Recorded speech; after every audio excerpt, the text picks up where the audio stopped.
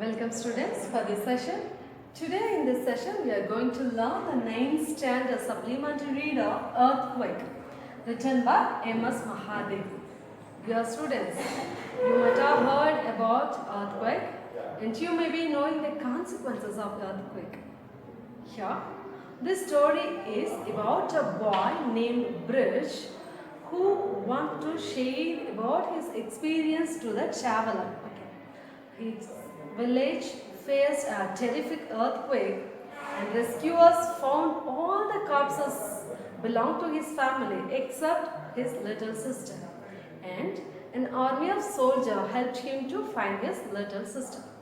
So, this experience boy Bridge is going to share with us. So, let's learn. Earthquake, Amos Mahadevan. Are you a stranger to these parts, waiting for the bus to Badrinath? Perhaps you are a pilgrim or a visitor to the Valley of Flowers.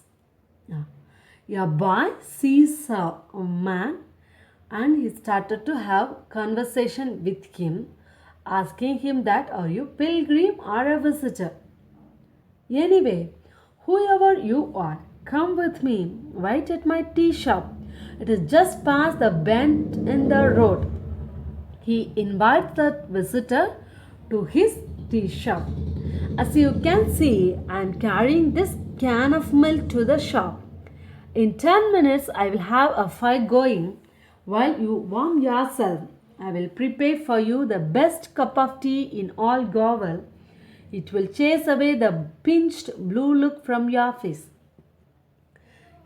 That boy invites a visitor to his tea shop and he tells that you can rest there. By the time I will prepare for you a tea. Here we are. Welcome to my humble roadside tea shop. Make yourself comfortable on this wooden bench. It looks rickety, but it will hold your weight. At last they reach that tea shop and he offers a wooden bench. And he also tells that it looks rickety. Rickety means poorly made, chance to collapse. He is telling that this bench is rickety, but still I am sure that you can sit here, nothing will happen. There will not be harm for you. It will hold your weight. My name Sahib. Sahib is commonly, it addresses a man. I am called Bridge. I am 17 years old. I started this tea shop 2 years ago. Before that, I worked in a roadside, the outside Panipat. The heat, the crowd, the pollution, it was all too much. I had saved most of my earnings. The visitor might have asked his name. So he is telling, my name Sahib. Okay. Whatever the visitor asked, it was not mentioned here in this lesson. So the visitor might have asked, what's your name? So he is telling that my name is Bridge. Okay, I am 17 years old and I started this tea shop 2 years back. And he is telling before that he was working in a shop and he earned money. With that money, with his earning, he started this tea shop. I came back and with a little help, I started this shop. By the grace of Batre Vishal, it provides me a decent enough livelihood. He is happy with the tea shop. He is satisfied what he is earning. He is satisfied with what he is earning. Here, your tea is ready, strong, sweet, flavored with cardamom. Enjoy it, Sahib. While I go on with my chorus, this is my daily routine. At sunset, I will shut my shop and walk back the 3 miles to my dwelling on the hillside. As he was introducing himself, he also prepared a tea and he offers a tea to the visitor. And he tells that in evening I will close the shop and I will go to my dwelling. Okay, I will go to my house. The name of my village, the visitor might ask, what's the name of your village? So he is telling that, he is asking, the name of my village? It was my village, the village of my ancestors. It is no more. Malti is gone. Okay. His village name is Malti. It is not present now. It's not exist now. What happened to my village? Now it is not there. Then what happened to my village?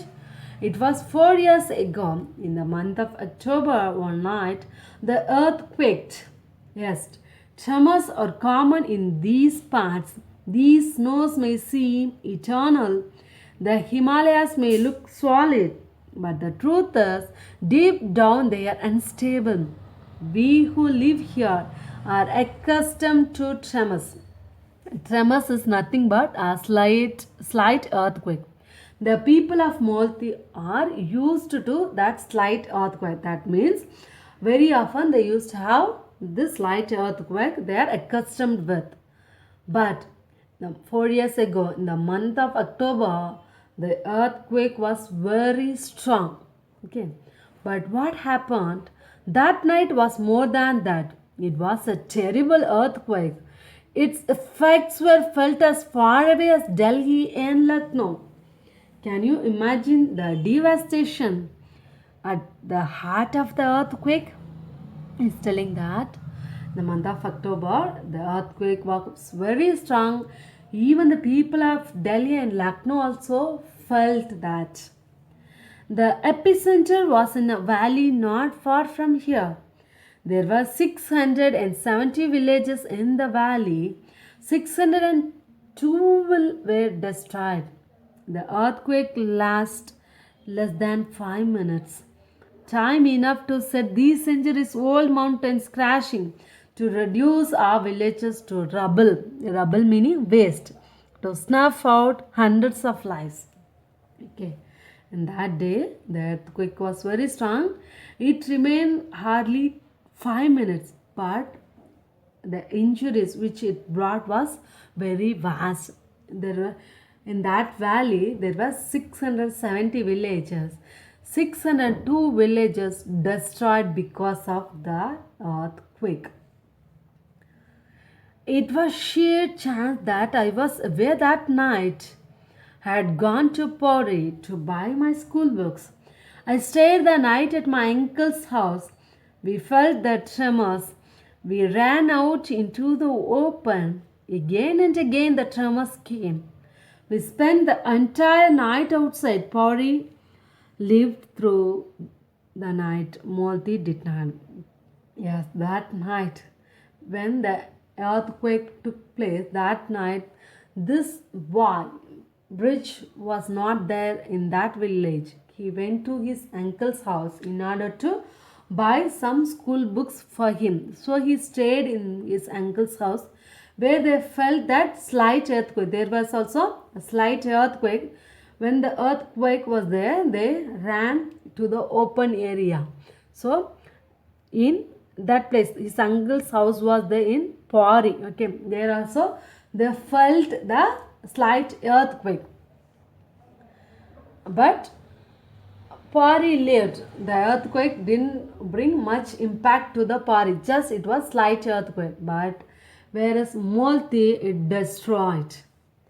For the living, the nightmare began at daybreak when the news trickled in of the large-scale devastation.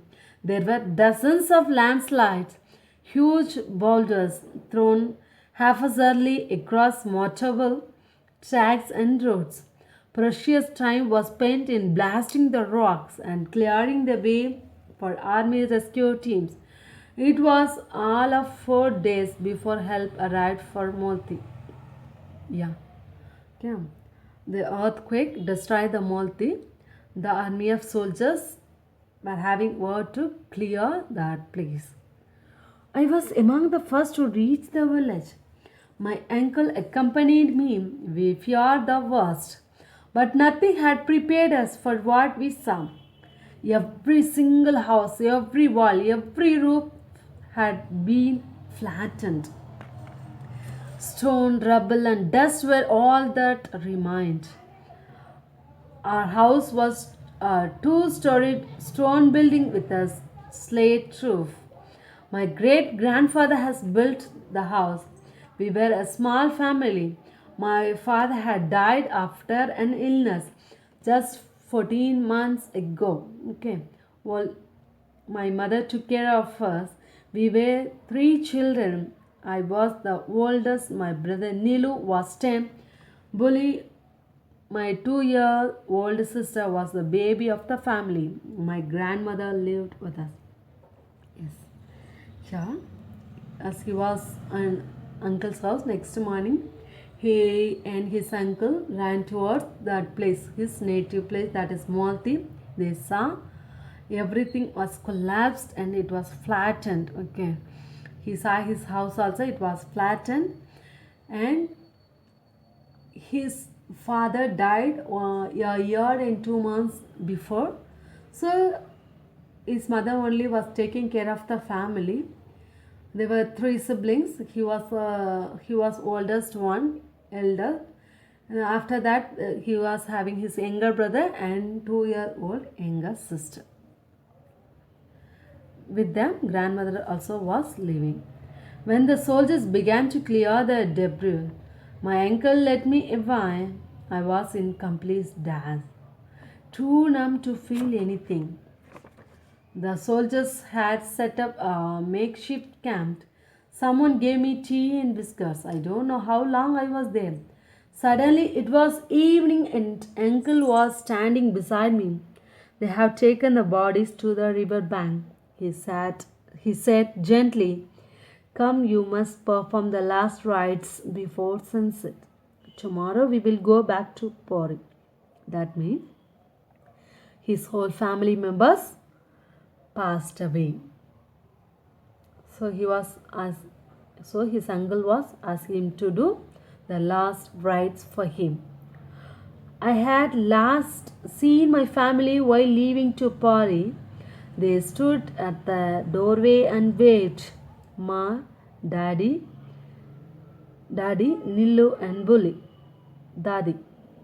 That is the way I will always remember them, smiling and waving at me, not as the white, shrouded, lifeless figures I saw. Bully, she was not there. Yes. So they all died. He started to remember as he was going to his uncle's house, Pori. His family members were standing near the door and they were waving. They were telling bye to him with smiling face.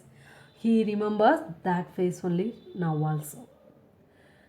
He sees all the bodies.